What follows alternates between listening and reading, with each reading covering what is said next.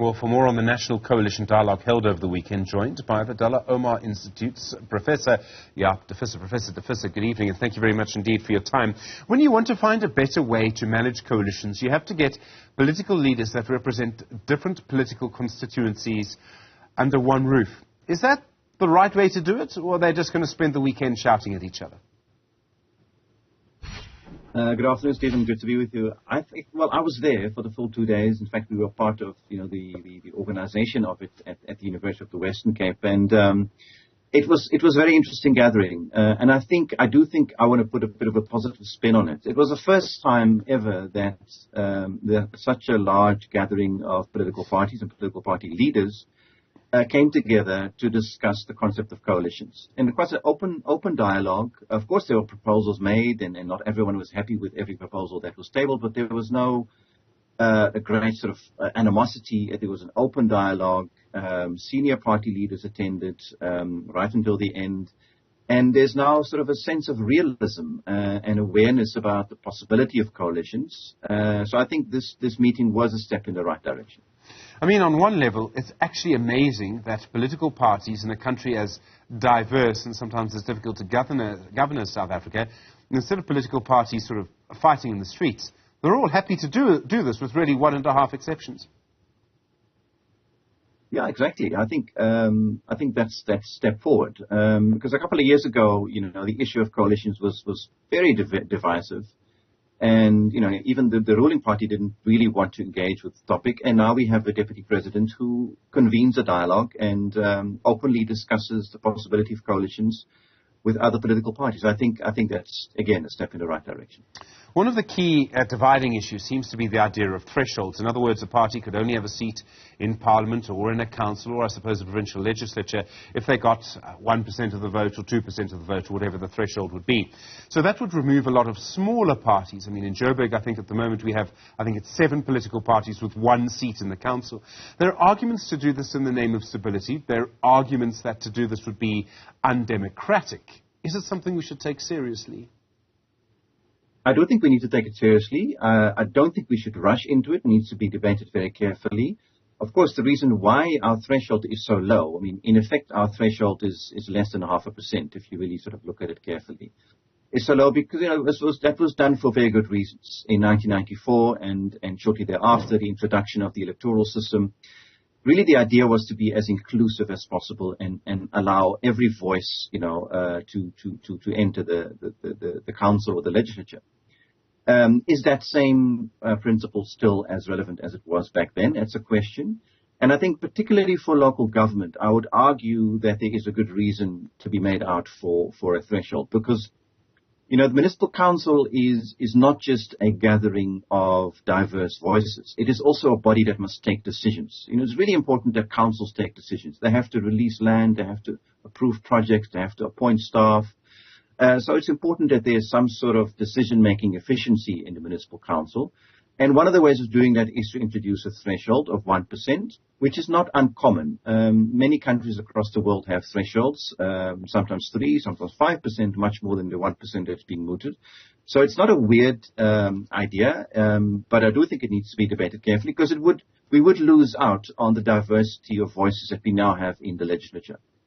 It means in Joburg, it's astonishing. It means in Joburg we would probably go from 30 parties being represented to just 10. It shows you how many small parties there are. Do we have more small parties than other countries? I think it's a worldwide phenomenon that politics is becoming more polarized, more plural, and perhaps also more fragmented. I think we're not alone in that. I think many countries, also in Europe, see the same phenomenon. And I think we also need to look at other options. There's another sort of threshold as well. You can have a threshold for entering into the council or the legislature, the one we just discussed.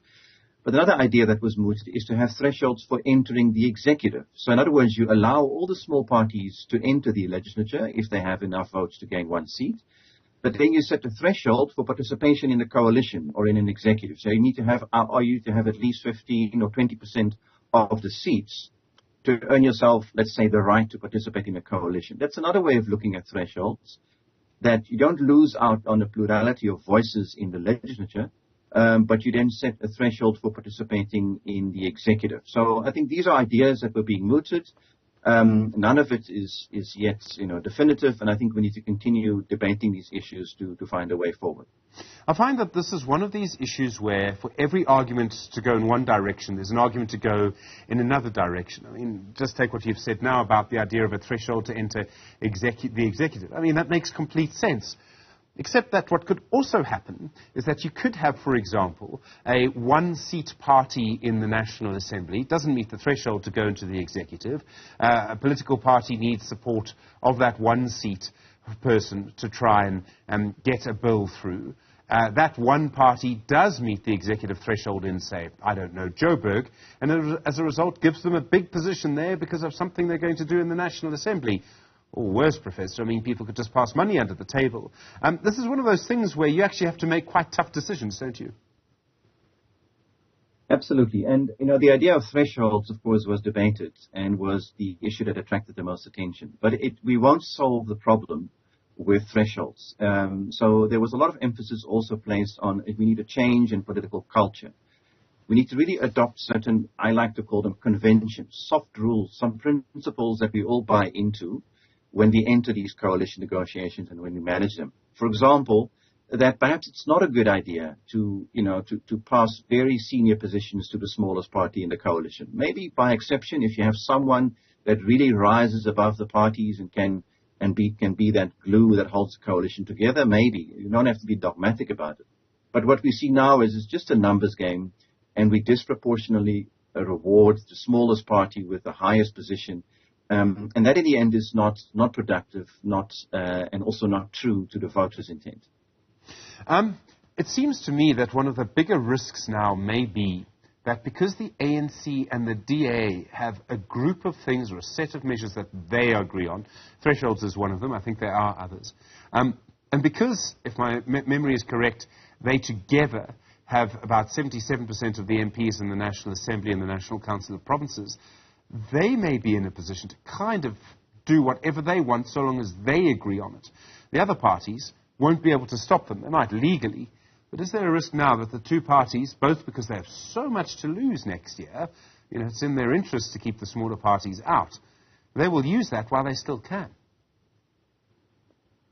I think that's a possibility. If the ANC and the DA find each other on these proposals, I don't have the numbers exactly, but certainly there would then be a majority for it.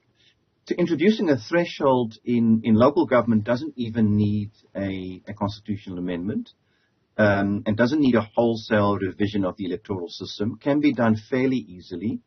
So the ANC, the ruling party, could even do it without the help of the DA. Making these kind of changes in the national and provincial sphere would be more complicated. And I would argue also less needed. I would really argue that there's a good case for a threshold to enter the legislature at local government level, and perhaps we should aim for maintaining the diversity and plurality of smaller political parties in national and provincial legislatures. I don't think we need to all sort of adopt a one-size-fits-all approach for all three spheres of government, because local government is very different from the other two spheres of government. Professor Jaap de Visser, thank you, at the Dullah Omar Institute. As you can hear, someone who, of course, who was at that event over the weekend at the University of the Western Cape. Professor, thank you.